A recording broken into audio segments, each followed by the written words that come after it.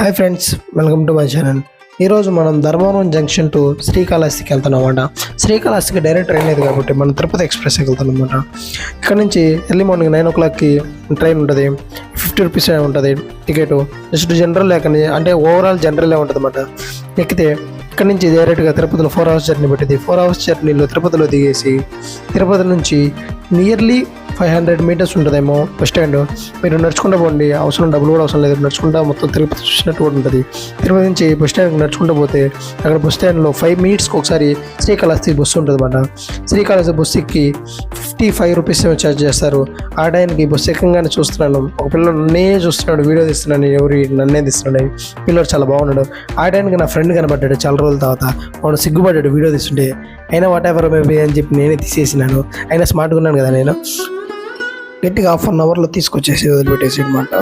ఇదే ఎంట్రింగ్స్ అనమాట టెంపుల్కి. ఈ దారిలోనే టెంపుల్ కనబడితే మీరు చూడొచ్చు ఇక్కడ టెంపుల్.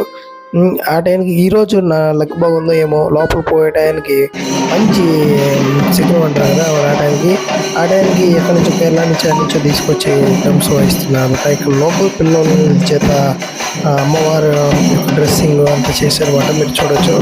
ఈ గ్యాప్లో నేను గుండె చేసుకున్నాను, అన్ని చేయించు. లోపలికి ఫోన్ అలౌ లేదు, కానీ ఈసారి నెక్స్ట్ వీడియోలో మీకు ఫోన్ అలౌ చేసి చూపిస్తాను అనమాట. ఎట్లాగానో చూడొచ్చు మనం అంత బాగా రెడీ అయ్యే రోల్లో.